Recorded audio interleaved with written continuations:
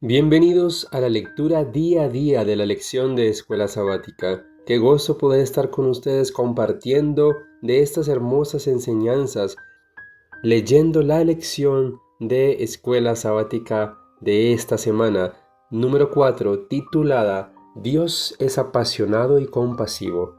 Que Dios nos ayude a comprender y a entender su mensaje de una manera correcta para poder aplicarlo a nuestra vida. Padre Santo que estás en el cielo, gracias te damos, oh Dios, porque podemos seguir estudiando tu palabra, porque nos das las capacidades necesarias para hacerlo. Permítenos que podamos entender y comprender el mensaje que deseas enseñarnos en esta lección. En el nombre de Jesús. Amén. Sábado 18 de enero. Dios es apasionado y compasivo. Para memorizar, ¿se olvidará la mujer de lo que dio a luz para dejar de compadecerse del hijo de su vientre? Aunque ella lo olvide, yo nunca me olvidaré de ti. Isaías 49:15. A menudo se considera que las emociones son indeseables y deben evitarse. Para algunos son intrínsecamente irracionales y por lo tanto las personas de bien no deberían ser emotivas. Según cierta escuela filosófica griega de la antigüedad, la persona ideal era racional, insensible a las pasiones y soberana sobre sus emociones mediante el raciocinio. Las emociones desenfrenadas pueden ser problemáticas, sin embargo, Dios nos creó con la capacidad de experimentar emociones. Además, Él mismo es retratado en las Escrituras como quien experimenta emociones profundas. Si es así, estas no pueden ser intrínsecamente malas o irracionales, pues el Dios de la Biblia posee una bondad y una sabiduría perfectas. Aunque hay hermosas verdades derivadas del hecho de que el amor de Dios por nosotros es profundamente emocional, no debe perderse de vista que ese amor no es idéntico a las emociones humanas. Domingo 19 de enero. Más que el amor de una madre. Tal vez el mayor amor común a la experiencia humana sea el de una madre o un padre por su hijo. La Biblia utiliza a menudo las imágenes de la relación padre e hijo para describir la asombrosa compasión de Dios por las personas, haciendo hincapié en que la compasión de Dios es exponencialmente superior incluso a la expresión humana más profunda y hermosa de ese mismo sentimiento. Lee Salmos 103:13, Isaías 49:15 y Jeremías 31:10, que transmiten estas representaciones sobre la naturaleza y la profundidad de la compasión de Dios. Salmos 103:13 nos dice: Como el Padre se compadece de los hijos, se compadece Jehová de los que le temen. Isaías 49:15, ¿se olvidará la mujer de lo que dio a luz para dejar de compadecerse del hijo de su vientre? Aunque olvide ella, yo nunca me olvidaré de ti. Jeremías 31:20. ¿No es Efraín hijo precioso para mí? ¿No es niño en quien me deleito? Pues desde que hablé de él, me he acordado de él constantemente. Por eso mis entrañas se conmovieron por él. Ciertamente tendré de él misericordia, dice Jehová. Según estos textos, Dios se relaciona con nosotros como sus hijos amados y nos ama como un buen padre y una buena madre aman a sus hijos. Sin embargo, como explica Isaías 49:15, incluso una madre humana podría olvidarse del hijo que dio a luz o dejar de compadecerse del hijo de su vientre, pero Dios nunca olvida a sus hijos y su compasión nunca falla. En particular, se cree que el término hebreo raham, utilizado para referirse a la compasión aquí y en muchos otros textos que describen el abundante amor compasivo de Dios, deriva del término hebreo que designa el vientre, rehem. En consecuencia, como han señalado los eruditos, la compasión de Dios es un amor como el del útero maternal. En verdad, es exponencialmente mayor que cualquier compasión humana, incluso la de una madre por su recién nacido. Según Jeremías 31:20, Dios considera a su pueblo del pacto como su hijo precioso y el niño en quien me deleito, a pesar de que a menudo se rebeló contra él y le causó tristeza. Aún así, Dios declara: Mis entrañas se conmovieron por él, y ciertamente tendré de él misericordia. El término traducido aquí como misericordia es el utilizado anteriormente para referirse a la compasión divina, Raham. Además, la frase mis entrañas se conmovieron por él y ciertamente tendré misericordia. El término traducido aquí como misericordia es el utilizado anteriormente para referirse a la compasión divina. Además, la frase mis entrañas se conmovieron por él puede traducirse literalmente como mis entrañas rugen. Esta descripción, que emplea el lenguaje profundamente visceral de la emoción divina, retrata así la profundidad del amor compasivo de Dios por su pueblo, incluso a pesar de su infidelidad.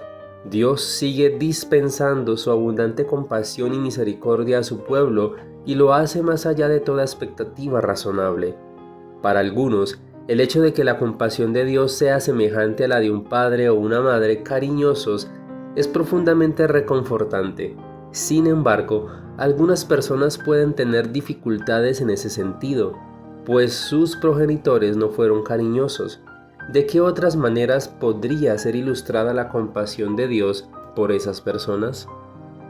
Lunes 20 de enero. Amor conmovedor. La incalculable profundidad del amor compasivo de Dios por la humanidad se pone de manifiesto en Oseas. Dios había ordenado al profeta: ve, toma por mujer a una prostituta y ten hijos de prostitución con ella, porque la tierra se prostituye apartándose de Jehová. Oseas 1:2. Oseas 11 describe más adelante la relación de Dios con su pueblo, pero mediante la metáfora de un padre amoroso con su hijo. Lee Oseas 11:1-9. ¿De qué manera ilustran las imágenes de estos versículos la forma en que Dios ama y cuida a su pueblo? Cuando Israel era muchacho, yo lo amé, y de Egipto llamé a mi hijo. Cuanto más yo los llamaba, tanto más se alejaban de mí. A los Baales sacrificaban, y a los ídolos ofrecían sahumerios. Yo con todo eso enseñaba a andar al mismo Efraín, tomándole de los brazos, y no conoció que yo le cuidaba. Con cuerdas humanas los atraje, con cuerdas de amor, y fui para ellos como los que alzan el yugo de sobre su cerviz, y puse delante de ellos la comida. No volverá a tierra de Egipto, sino que el asirio mismo será su rey, porque no se quisieron convertir. Caerá espada sobre sus ciudades, y consumirá sus aldeas, las consumirá a causa de sus propios consejos. Entre tanto, mi pueblo está adherido a la rebelión contra mí, aunque me llaman el Altísimo. Ninguno absolutamente me quiere enaltecer. ¿Cómo podré abandonarte, oh Efraín? ¿Te entregaré yo, Israel? ¿Cómo podré yo hacerte como Adma o ponerte como a Zeboim? Mi corazón se conmueve dentro de mí, se inflama toda mi compasión. No ejecutaré el ardor de mi ira, ni volveré para destruir a Efraín, porque Dios soy, y no hombre, el santo en medio de ti, y no entraré en la ciudad. El amor de Dios por su pueblo se asemeja al tierno afecto de un padre por su hijo. La Escritura utiliza en tal sentido imágenes como las de enseñar a un niño pequeño a caminar, tomar al hijo amado en los brazos, curar y proporcionar sustento y cuidar tiernamente. Las Escrituras también afirman que Dios trajo a su pueblo justo como trae el hombre a su hijo. En su amor y en su clemencia los redimió y los trajo y los levantó todos los días. Isaías 63:9. En contraste con la fidelidad inquebrantable de Dios, su pueblo fue infiel en repetidas ocasiones, lo que alejó a Dios, acarreó juicio sobre sí mismos y lo entristeció profundamente. Dios es compasivo, pero nunca excluye la justicia. Como veremos en una lección posterior, el amor y la justicia son inseparables. ¿Has estado alguna vez disgustado por algo al punto de experimentar un malestar estomacal? Ese es el tipo de imagen que se usa para describir la profundidad de las emociones de Dios respecto de su pueblo. La imagen del corazón revuelto y la compasión encendida es un lenguaje idiomático típico de las emociones profundas y es usado tanto por Dios como por los humanos. Esta imagen, la de la compasión encendida, se utiliza en el caso de las dos mujeres que se presentaron ante Salomón, cada una reclamando el mismo bebé como suyo. Cuando Salomón ordenó cortar al bebé en dos, aunque sin intención de hacerlo, esa expresión idiomática es usada para describir la reacción emocional de la verdadera madre. Primera de Reyes 3:26, comparar con Génesis 43:20. Todo progenitor sabe a qué se refiere esta lección. Ningún otro amor terrenal es comparable. ¿Cómo nos ayuda esto a comprender la realidad del amor de Dios por nosotros? ¿Qué consuelo podemos y debemos extraer de esta comprensión? Martes 21 de enero, la compasión de Jesús. En el Nuevo Testamento se utiliza el mismo tipo de imágenes que en el Antiguo Testamento para describir la compasión de Dios. Pablo se refiere al Padre como Padre de misericordias y Dios de toda consolación. Además, el apóstol explica en Efesios 2:4 que Dios es rico en misericordia y redime a los seres humanos por su gran amor con que nos amó. En varias parábolas, Cristo mismo utiliza repetidamente términos de emoción visceral y desgarradora para describir la compasión del Padre. Mateo 18:27, Lucas 10:33.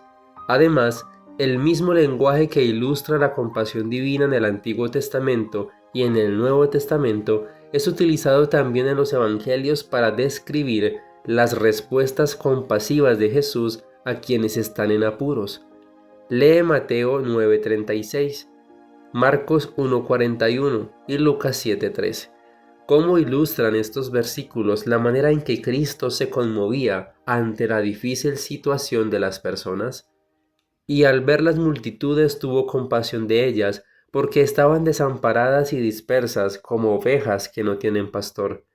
Y saliendo Jesús, vio una gran multitud y tuvo compasión de ellos, y sanó a los que de ellos estaban enfermos. Jerusalén, Jerusalén, que matas a los profetas y apedreas a los que te son enviados, ¿cuántas veces quise juntar a tus hijos, como la gallina junta sus polluelos debajo de las alas y no quisiste? Marcos 1:41. Y Jesús, teniendo misericordia de él, extendió la mano y le tocó y le dijo: Quiero, sé limpio. Y salió Jesús y vio una gran multitud y tuvo compasión de ellos, porque eran como ovejas que no tenían pastor, y comenzó a enseñarles muchas cosas. Lucas 7:13. Y cuando el Señor la vio, se compadeció de ella y le dijo: No llores. Los evangelios registran con frecuencia el hecho de que Cristo se compadecía de las personas que estaban en situaciones difíciles. No solo sintió compasión de ellas, sino que también se ocupó de sus necesidades. Jesús también se lamentó por su pueblo. Podemos imaginar las lágrimas en los ojos de Cristo mientras contemplaba la ciudad de Jerusalén. ¿Cuántas veces quise juntar a tus hijos como la gallina junta sus polluelos debajo de las alas, pero no quisiste? Aquí vemos que el lamento de Cristo coincide estrechamente con el de Dios por su pueblo a lo largo del Antiguo Testamento. De hecho, muchos eruditos bíblicos señalan que la imagen de un ave cuidando de sus crías solo era aplicada a la divinidad en el antiguo cercano oriente. Muchos ven aquí una alusión a Deuteronomio 32:11, donde Dios es representado como un ave que vuela en círculos sobre sus crías, las protege y vela por sus necesidades. No hay mayor ejemplo del gran amor compasivo de Dios por sus criaturas humanas que Jesús mismo, quien se entregó por nosotros como la máxima demostración de amor. Sin embargo, Cristo no es solo la imagen perfecta de Dios, también es el modelo perfecto de la humanidad.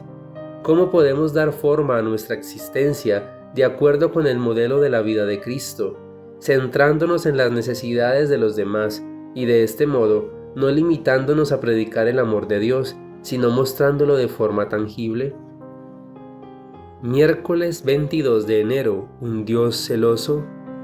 El Dios de la Biblia es el Dios compasivo. En hebreo, Dios se da a sí mismo el nombre de Rahum. El término hebreo significa Dios, y Rahum es una variación de la raíz de la palabra que significa compasión, Raham. Sin embargo, Dios no solo es llamado compasivo o misericordioso, sino también celoso, el Canaj, como dice Deuteronomio 4:24, porque Jehová tu Dios es fuego consumidor, Dios celoso. Primera de Corintios 13:4 declara que el amor no es celoso. ¿Cómo puede Dios entonces ser un Dios celoso? Lee 2 de Corintios 11:2 y considera la forma en que el pueblo de Dios le fue infiel a lo largo de la Biblia. Ver por ejemplo Salmo 78:58. ¿Qué nos enseña estos pasajes sobre el significado de los celos divinos? Porque os celo con celo de Dios, pues os he desposado con un solo esposo, para presentaros como una virgen pura a Cristo. Salmo 78:58. Le enojaron con sus lugares altos y le provocaron a celo con sus imágenes de talla. Los celos de Dios a menudo son malinterpretados. Cuando el adjetivo celoso se refiere a un cónyuge, no se trata de un elogio. El término celos suele tener connotaciones negativas en muchos idiomas. Sin embargo, ese no es el caso de los celos divinos en la Biblia, ya que se refieren a la sana expectativa de un marido amoroso por disfrutar de una relación exclusiva con su esposa. Aunque existe un tipo de celos contrarios al amor, también hay celos buenos y justos. Pablo se refiere a ello como celo de Dios. 2 de Corintios 11:2. Los celos de Dios son solo y siempre del tipo correcto, y se los puede definir más adecuadamente como el amor apasionado que Dios siente por su pueblo. El celo de Dios por su pueblo proviene del profundo amor que siente. Dios desea una relación exclusiva con su pueblo. Solo Él ha de ser su Dios. Sin embargo, a menudo se describe a Dios como un cónyuge despechado, cuyo amor no es correspondido. Por lo tanto, los celos o la pasión de Dios nunca son caprichosos o sin motivo, sino que siempre responden a la infidelidad y a la conducta indebida de las personas malvadas. Los celos de Dios o su amor apasionado no tienen las connotaciones negativas de los celos humanos. Nunca obedecen a la envidia, sino al legítimo anhelo de disfrutar de una relación exclusiva con su pueblo y para el bien de éste. ¿Cómo podemos aprender a reflejar el mismo tipo de celos positivos hacia los demás que Dios muestra hacia nosotros? Jueves 23 de enero. Compasivo y apasionado. El Dios de la Biblia es compasivo y apasionado, y estas emociones divinas se ponen de manifiesto de manera suprema en Jesucristo. Dios es compasivo, compara con Isaías 63:9, Hebreos 4:15.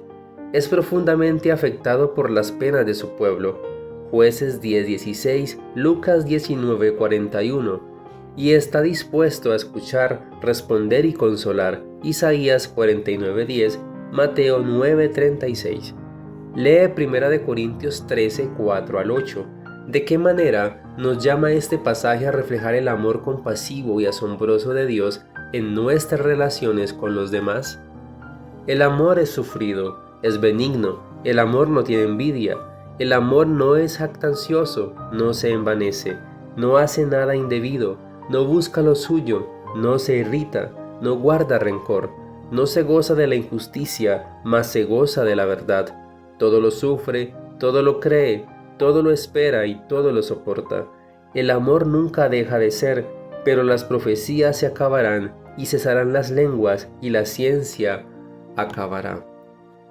Anhelamos relacionarnos con personas que ejemplifiquen el tipo de amor descrito en 1 de Corintios 13:4 al 8. Pero ¿cuán a menudo procuramos convertirnos en este tipo de persona en favor de los demás? No podemos ser sufridos y amables, no podemos evitar ser envidiosos, engreídos, groseros o egoístas.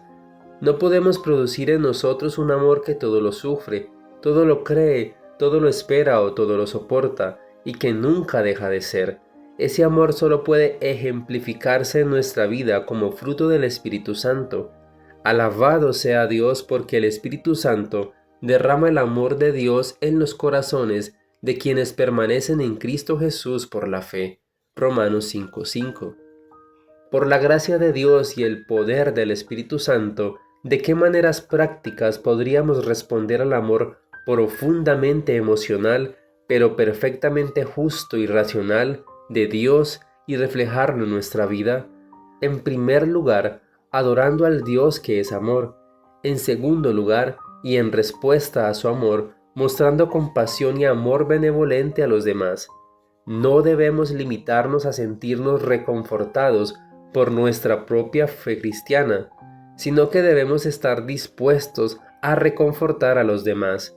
Por último, debemos reconocer que no podemos transformar nuestros corazones, que solo Dios puede hacerlo y permitírselo. Así pues, pidamos a Dios que nos dé un corazón nuevo para Él y para los demás un amor puro y purificador que eleve lo que es bueno y elimine la escoria de nuestro interior. Que la oración de Pablo se haga realidad en nuestra vida y en nuestro medio. Que el Señor los haga crecer y aumente el amor entre ustedes y hacia los demás, para que se fortalezca su corazón y sean ustedes santos e irreprensibles delante de nuestro Dios y Padre, cuando venga nuestro Señor Jesucristo con todos sus santos. ¿Por qué la muerte al yo, al egoísmo y a la corrupción de nuestros corazones naturales es la única manera de revelar esta clase de amor? ¿Qué decisiones podemos tomar a fin de morir a nosotros mismos?